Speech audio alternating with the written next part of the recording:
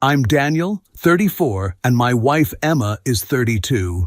We've been together almost 10 years, married 7, classic. We met in college, shared cheap pizza and student loans, upgraded to a mortgage and joint back pain story. If you asked me a year ago, I would have said our marriage was good.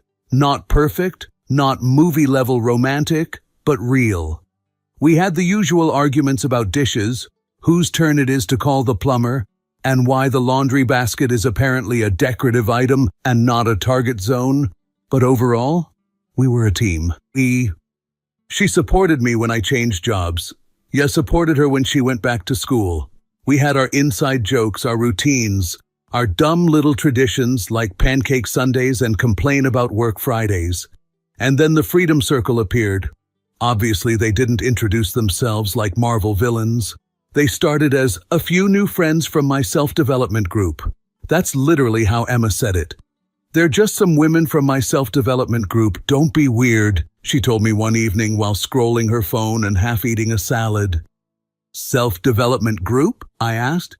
So like a book club, but with extra crying? She snorted.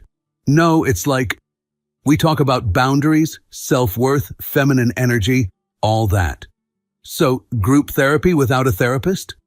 You're so basic, she rolled her eyes. It's more spiritual. That was the first red flag. Anytime someone says, it's more spiritual, I assume it's either a cult or an MLM. I wasn't totally wrong. The first one I met was Lisa. She introduced herself like I should already know her achievements. Emma invited her over for coffee on Saturday morning. I expected normal friend energy. You know, small talk, some jokes, maybe some harmless venting about life. Instead, this woman sat on our couch like a TED Talk with legs. She was in her late 30s, a little too put together for 10 a.m. on a Saturday. Perfect hair, perfect eyeliner, big confident posture. She had that, I've been through hell, but now I sell courses about it look. You must be Daniel, she smiled, shaking my hand a bit too firmly. I've heard so much about you. Hopefully at least 30% good, I said. She laughed, but in that way where you're not sure if she actually found it funny or just filed it under data. They talked in the kitchen for a while. I could hear parts of the conversation. Words like energy, alignment, inner truth. You deserve more. Every time I walked past for water, Lisa looked at me the way some people look at gluten. Later that evening, I asked Emma, so, what's Lisa's story? Emma shrugged. She went through a tough divorce. Her husband was very controlling. Like, actually controlling? Or he once said no to a third cat controlling? Emma gave me the shut up look. He monitored her phone, constantly criticized her, made her feel small. She finally left, and now she helps other women find themselves. Okay, I said. That's good she got out. But you know, just because her husband was controlling doesn't mean every man is, right? Relax, Emma said. We're just friends. Famous last words. It didn't stay just Lisa for long. Within a month there were 3 of them. Lisa, the divorced guru. Maya, the wild one, with a sleeve tattoo and a constant wine glass. Nora, quiet, but with that intense therapist stare that makes you feel like you accidentally confessed a crime. One night Emma came home all excited. We picked a name, she said, kicking off her shoes at the entrance. For what? Your band? I asked. She smirked. For our group. We're calling ourselves the Freedom Circle. I actually laughed. Okay, that sounds like either a support group or a rebel faction from a dystopian YA novel. You're mocking, she said, crossing her arms, but it's powerful for us. What do you guys do there? Plan to overthrow the patriarchy or just complain about husbands and eat hummus? She shrugged. We talk about our lives, our patterns, what we want. We help each other stop living just for other people. It's healing. Cool, I said, raising my hands. As long as you don't start chanting in the living room at 3 a.m., I'm fine. She smiled, walked over, and kissed me on the cheek. Don't worry, you're one of the good ones. Spoiler, the good ones category expires pretty fast in the Freedom Circle. It started small, more phone time, more group chats, more, I'll be home late, we're doing a women's circle tonight. At first, I reacted normally. I mean, we all need friends. One week, it was book recommendations, then podcasts, then healing sessions. She'd come home saying things like, we did an exercise where we wrote letters to our past selves. We talked about how women are raised to overgive. We explored where we learned to ignore our own needs.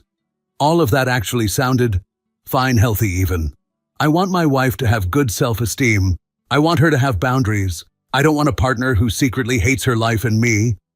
But slowly the tone shifted.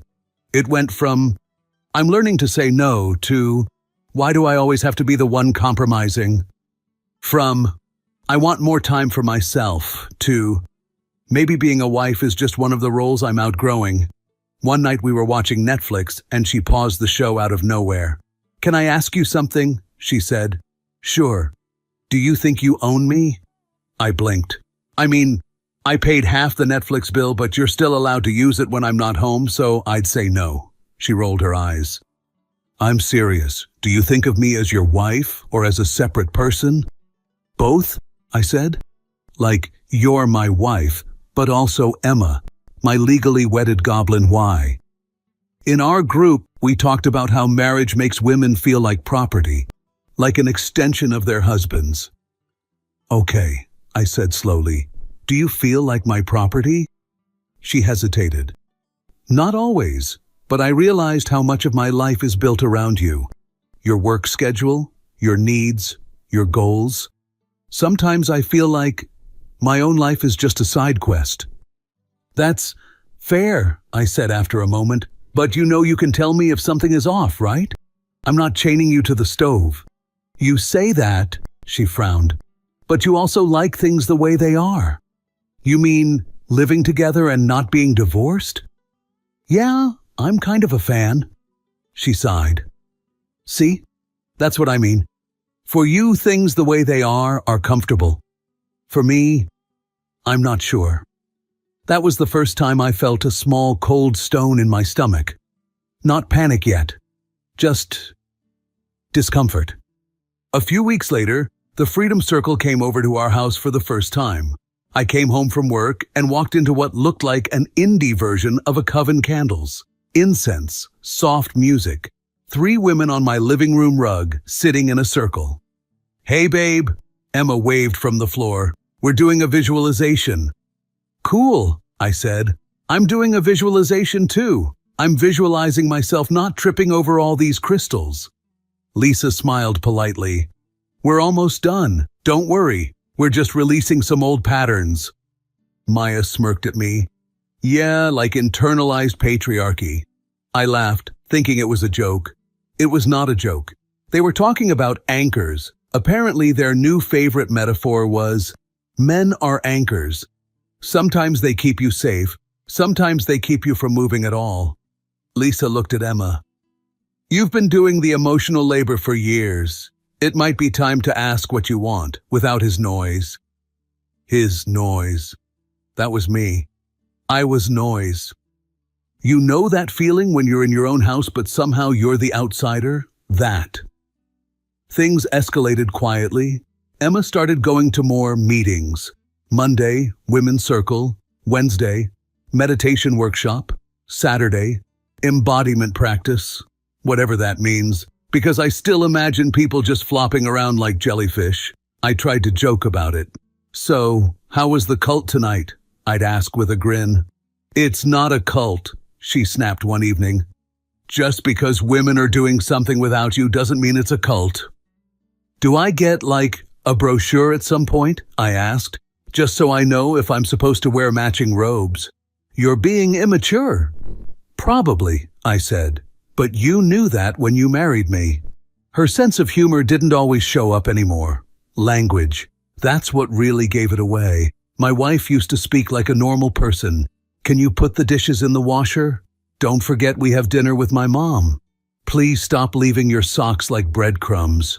Now I started hearing things like, I don't have the capacity for this conversation right now. I won't outsource my emotional well-being to your mood. I'm not here to regulate your feelings. One night, we were brushing our teeth side by side, and she suddenly said, I realized something. I'm not responsible for your happiness. Foam in her mouth, toothbrush in hand, totally casual. I looked at her in the mirror. Okay, true, you're not fully responsible, but you're part of it, like I'm part of yours. That's the problem, she said, rinsing her mouth. I spent years trying to be your happiness. And I forgot who I am without that job. Job? I repeated. You see being my wife as a job description? Isn't it? She shot back. Cooking, cleaning, supporting, listening, adjusting. It's work. I stared at her. Emma, I also cook, clean, support, listen, and adjust. I just don't give it a LinkedIn title. She shook her head. You don't get it. I didn't. At least not yet. And then came the ring incident. It was stupidly simple. I was sitting in the kitchen, drinking coffee, scrolling the news. She was getting ready to meet the girls. She was dressed nicely, nothing crazy, just jeans, a blouse, that necklace I bought her for our 5th anniversary. She reached for her bag. Her hand brushed past the little bowl near the door where we sometimes left keys and coins and random junk. Something metallic jingled. I glanced over. Her wedding ring was lying in the bowl. We never took them off unless for something practical. The gym, cleaning something really gross, that one time I almost lost my finger in a toolbox incident and the doctor told me to chill. Hey, I said lightly, you forgot your ring. She froze for half a second. It was tiny, but I saw it. Then she turned, looked at the bowl, looked at me. No, she said. I didn't forget. My stomach dropped a little. Oh, okay. Did it shrink? Did we get divorced and I missed the email? Very funny, she sighed. It just feels heavy lately. I don't like how it feels on my hand. Isn't that the sign you're married? I asked. Slightly uncomfortable, but you keep it because it means something. She frowned. Why is a ring more important than how I feel? It's not more important, I said slowly. It represents us. Our life. You know, vows, memories, all that cheesy stuff we cried about at the wedding. She looked annoyed. You're so dramatic. It's just metal. My commitment isn't in a ring. Okay, I nodded. So your commitment is… She glanced at the clock. I'm gonna be late. We'll talk later, okay?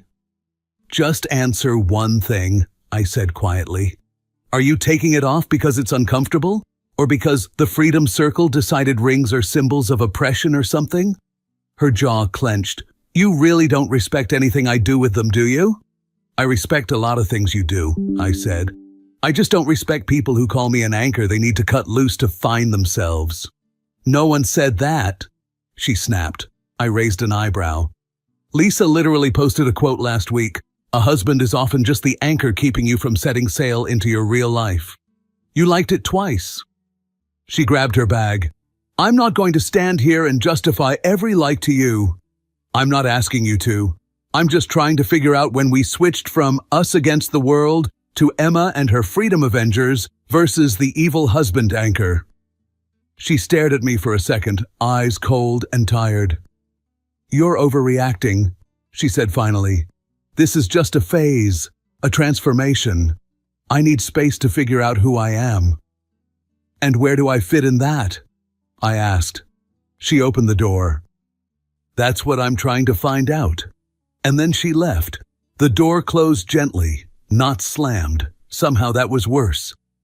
I sat there staring at the stupid little ring in the bowl.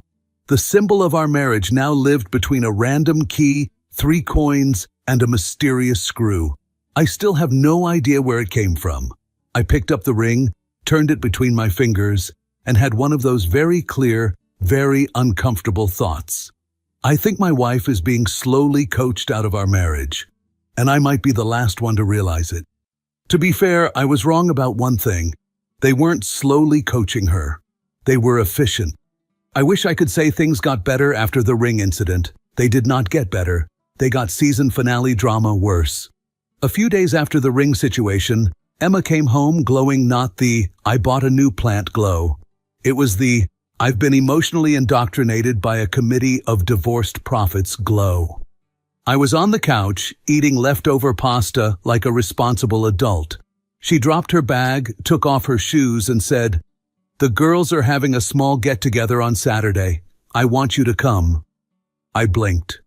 "You want me at a Freedom Circle event? Isn't that like inviting a cow to a vegan meeting?" She gave me the "stop being funny" face. "It's not a Freedom Circle event. It's just a party. Maya's birthday." Ah yes, Maya. The human wine bottle. The woman whose personality is 60% sarcasm, 40% old grudges. "All right," I said. "Should I bring something? Wine? A Bible? Protective gear?" "Just be yourself," she said, kissing me quickly. "They want to get to know you better." Yeah, they definitely wanted to get to know me better. In the same way nature documentary hosts want to get to know a gazelle before the lions show up Saturday arrives. Emma gets ready like she's auditioning for a perfume ad. New top, new perfume, new energy. Meanwhile, I look like a man going into a job interview for a position he didn't apply for. We drive to Maya's place, a loft with brick walls, Edison bulbs, and the overall vibe of "I'm healing from my divorce, but also I have disposable income." Inside, about 10 women, all variations of "I read self-help books aggressively." They turn as we walk in. Emma gets hugs. I get polite nods, like I'm the IT guy who arrived to fix their printer. Lisa walks up first. She smiles at Emma warmly, then turns to me with the enthusiasm of someone greeting a traffic cone. "Daniel, glad you could join us." "Yeah, I like birthdays," I said, "especially ones where I'm outnumbered 10-1. She didn't laugh. Off to a great start. Emma goes to grab drinks. I drift toward a corner. Classic survival strategy. Nora approaches. Nora is the quiet one. The one who stares at you like she's reading your childhood trauma off your face. She sips her drink and says, "How do you feel about Emma's growth lately?" Good?" I said, "Growth is good. Humans love growth. Trees do it. Kids do it. It's a whole thing." She nods slowly. "And do you feel intimidated by her evolution?" Intimidated? No. Slightly confused? Yes. Like she updated to iOS 16 and I'm still on iOS 9. She doesn't laugh either. What is it with these women? Do they have a no laughing policy? Then it happens. The line. The moment where the evening transformed from awkward gathering into, "Oh cool, this is a plot twist." Emma is standing across the room, talking to a guy and 2 women. Yes, a guy, one of the few at the party. Tall, beard, bracelets, necklace. The whole soft spiritual lumberjack aesthetic. This is Leo, the men's emotional coach. I'm talking with a couple of Emma's acquaintances when Maya, birthday girl, wine commander, walks over, holding a glass like it's a microphone. She looks straight at me and says loudly enough for half the room to hear, "You seem too calm for a man whose wife is about to leave him." The whole room goes quiet, like movie pause quiet. I blink once, twice. I look at Emma. She doesn't say, "What the hell, Maya?" She doesn't say, "Don't talk to my husband like that." She doesn't say anything. She just laughs. Not a full laugh. More like a soft exhale smirk. That tiny sound hit harder than a chair to the face. I force a smile. "Oh, don't worry," I say. "I'm only calm because I didn't realize we were doing stand-up. Should I do a set next?" A couple of random women giggle. Not Emma. On the drive home, silence. I wait until we're inside the apartment. Then I say calmly, "So, your friend basically announced our divorce like she's hosting the Oscars. Want to tell me what that was about?" She kicks off her shoes, avoiding eye contact. "Maya was joking. You always take everything so literally." "Right," I nod. The classic publicly humiliate my husband for fun joke. I've heard it kills at comedy clubs. She rubs her temples. Daniel, you are overreacting. It was just a comment. It was a comment, I agree. Just a comment your friends feel comfortable making because apparently they know something I don't. She sighs. You don't understand the process I'm going through. Process? What kind of process? Baking bread? Filing taxes? Preparing to leave me? Her eyes flash. See? This is why I don't talk to you. You turn everything into drama. I turn it into drama? I ask. Your friend literally predicted my abandonment like she saw it in a vision quest. She gets quiet, too quiet, and then she says it. This is a transformation phase. Not everything is about you. I stare at her. Well, forgive me for being slightly concerned that my wife is transforming into someone who laughs when people announce our imaginary divorce. She shakes her head and walks to the bedroom, and that was it. No explanation, no apology, no reassurance, just a door closing. The next morning she acted normal. Breakfast, coffee, casual small talk. But the ring was still off. And something else was too. Her messages. She used to text me throughout the day. Funny things, small updates, memes now. I'd get occasional short replies. And one afternoon while she was in the shower, her phone lit up. A preview message. Just a name, LEO, and a line. Let me know if you want to continue that conversation later. You seemed really open yesterday. My stomach twisted. I didn't open the phone. I didn't scroll. I didn't snoop. But in that moment, I realized two things. Whatever was happening, I was no longer part of her inner circle. Her new freedom circle wasn't just a hobby. It was a replacement. A replacement for support, for connection, for us. After the whole situation, I kept waiting for things to go back to normal. Spoiler, they did not. They went in the opposite direction of normal. The first thing I noticed was the phone behavior. Emma used to leave her phone everywhere. Kitchen counter, bathroom sink, in the bed sheets where it tried to assassinate me in my sleep now?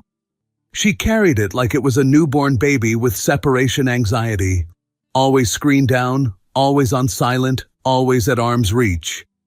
One time I walked into the kitchen to get a glass of water. She was texting at lightning speed, and the moment she heard me, she tilted the phone away like she was hiding nuclear codes. I said, can I help you? She stared at me. Do you need something? Yeah, water. She squinted. Do you need the water here? Where else would I need water? The attic? She sighed dramatically, stood up, still clutching her phone like it was a newborn kitten that couldn't be left unsupervised. She put it on the counter while she poured herself water, screen up, bright as a lighthouse. I wasn't even looking at it, but the phone buzzed. Just once. Screen lit up, and I swear I didn't touch it. The preview flashed on its own. Leo, you deserve space to grow. Don't let guilt shrink you again. Ah yes, fantastic. I'm officially guilt. What an honor. I went to the living room pretending absolutely nothing was happening, like a supportive husband who is not, in fact, being slowly voted out of his own marriage by a committee of spiritually confused divorce survivors. That Friday, I came home early and walked into the house expecting emptiness. What I got instead was all members of the Freedom Circle sitting in my living room like they were the HOA of my marriage, shoes off. Wine glasses everywhere, half-burnt incense making the room smell like a yoga studio after a thunderstorm. Emma looked up from her journal, yes, she was journaling, and said, "You're home early." "Yeah," I said. "It happens sometimes. I didn't think I needed to file a permit." Lisa smiled at me in the same polite but dead inside way. People smile when they want you to disappear, but legally can't say that out loud. "We're having a grounding session," she explained. I looked at the wine bottle. "With Chardonnay?" Maya rolled her eyes. "Patriarchy jokes? Cute." "I didn't even get to the patriarchy part," I said. "That was just wine commentary." Nobody laughed. These women treat humor like it's a controlled substance. Emma walked over and whispered, "We're in the middle of something. Can you give us space? In my house? I said it with a smile, but inside I was trying to remember how divorce laws work in our state. Nora, the quiet one who always looks like she knows your secrets, leaned toward Lisa and whispered something. Lisa nodded and said out loud, "He's in resistance mode. It's normal." I blinked. Resistance mode? Am I a Wi-Fi router now? Again, zero laughter. Honestly, this group was emotionally allergic to jokes. I retreated to the kitchen and opened the fridge, staring into it like it could answer my existential questions. Later that night, Emma climbed into bed late, smelling like lavender and expensive wine. I was half asleep when she said, "Can we talk?" I should have pretended to be unconscious, but no. I sat up and said, "Sure." She crossed her legs dramatically, like she was about to lead a meditation session. "I'm realizing I've lived my life for others. For you. For my parents. For everyone. And now I'm choosing myself." "That's great," I said. "I like when you choose yourself. You're pretty cool." She didn't smile. "That's not what Leo meant." "Ah, Leo. The woodland druid who sends my wife inspirational breakup texts. What exactly did Leo say?" She exhaled dramatically. "That I'm at the beginning of my awakening arc." "Awakening arc? Are you becoming a Pokemon?" "Daniel, be serious." "I am. I'm just wondering if your next evolution requires more crystals, or if that comes later." She got that annoyed frown expression. "This is a transformation, and transformations require space." "What kind of space?" "Emotional space, mental space, maybe physical space." I stared.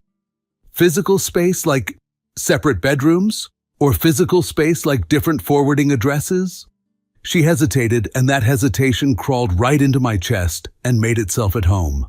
Over the next week, she drifted in and out of the house like a ghost with a yoga membership. Less talking, less laughing, more journaling, more meetings, more phrases like, "I'm not responsible for your emotional regulation," and "I'm honoring my boundaries." She officially stopped wearing her ring. Now she walked around the house barefoot, humming like she was preparing to ascend to a higher dimension. And then the moment came when I stopped pretending not to see what was happening. One afternoon, she was in the shower. The phone was on the counter screen line, tiny preview. "Leo, it's okay if you're scared. Freedom always starts as fear." And right after, "You deserve someone who sees your evolution, not someone who slows it." I felt my whole body go cold.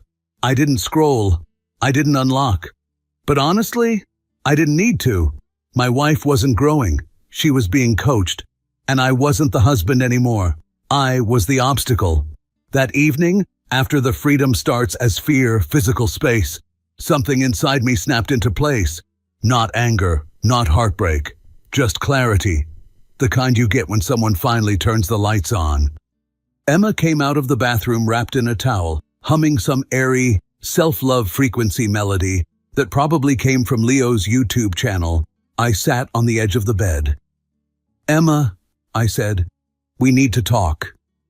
She froze for a moment like a deer who heard a suspicious twig crack. "Daniel, I really don't have the energy right now." "I know," I said. "That's why we're doing this now. If we wait any longer, there won't be anything left to talk about." She tightened the towel around her. "Okay, what?" I took a breath. "You're not yourself anymore?" She rolled her eyes instantly. "Wow, great start. I don't mean it as an insult, I mean it as this person you've become. This isn't you. This is Leo's vocabulary, Maya's confidence issues, and Lisa's divorce trauma stitched together into a costume." Her jaw stiffened. "They're my friends." "No," I said calmly.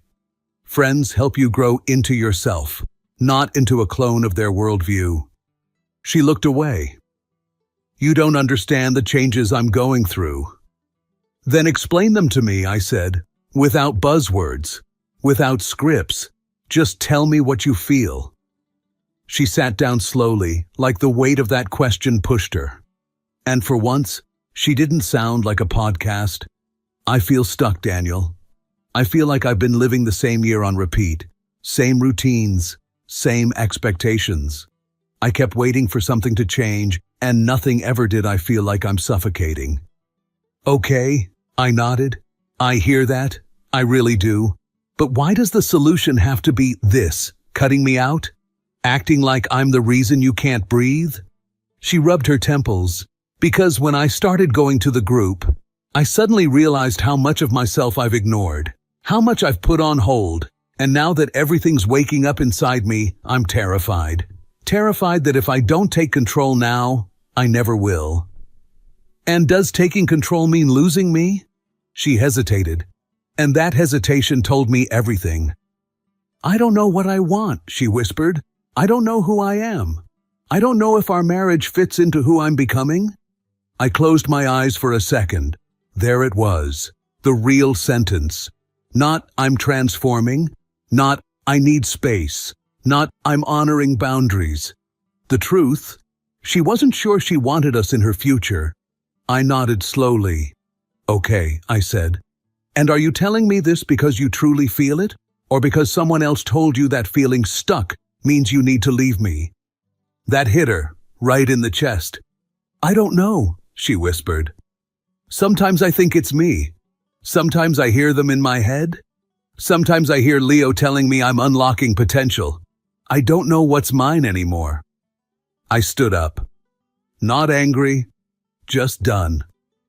Emma, I love you. I've loved you for years. But I'm not going to sit here while you let other people co-author our marriage. I won't fight your friends. I won't fight your guru. And I won't fight you for a spot in your own life.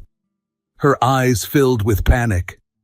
Daniel, please, don't walk away. I'm just confused. I'm scared. I know, I said softly. But you're not scared of losing me. You're scared of standing still, and I can't fix that for you. She reached for my hand, but I stepped back. I'm not your enemy, I said. But I also won't stay somewhere I'm no longer chosen. Her lips trembled. Are you leaving me? I'm giving you the freedom you've been chasing, I said. And I'm giving myself the dignity I deserve. I grabbed my jacket. Her voice cracked. Daniel, don't do this. Please. I paused at the door. You wanted space, I said. Now you'll have it completely. And then, I'll send you the divorce papers tomorrow. Her knees buckled, like the air had been knocked out of her. But I walked out anyway, not because I didn't love her, because I finally understood. She wasn't choosing growth. She was choosing a path where I didn't fit, and I wasn't going to beg for space in a life that kept shrinking around me. It's been 6 months. My life now is quiet in a way I didn't realize I missed. No incense clouds, no late-night journaling marathons, no strangers whispering spiritual diagnoses in my living room, just peace. The regular, boring, beautiful kind. The divorce went through smoothly. There wasn't anything to fight over. She wanted freedom. I wanted sanity settlement signed, rings returned, keys traded. We haven't seen each other since the courthouse. But last week, Emma emailed me. Short message, no drama, no Leo quotes, just honesty, the kind she couldn't give me back then. She wrote, I see now that I wasn't growing. I was unraveling, and they encouraged it. She told me the rest. Stuff I hadn't known at the time. Turns out those friends of hers, not friends, not even close. Over the next few months after our divorce, a pattern emerged, one she finally pieced together. Lisa had been divorced twice. Maya was in the middle of her 3rd breakup. Nora had a restraining order on an ex-husband she still cyberstalked. And Leo, not a guru, not a coach, not a healer, just a guy with a beard, a vague certificate he printed at home, and a hobby of playing therapist for emotionally exhausted women. The Freedom Circle wasn't a support group.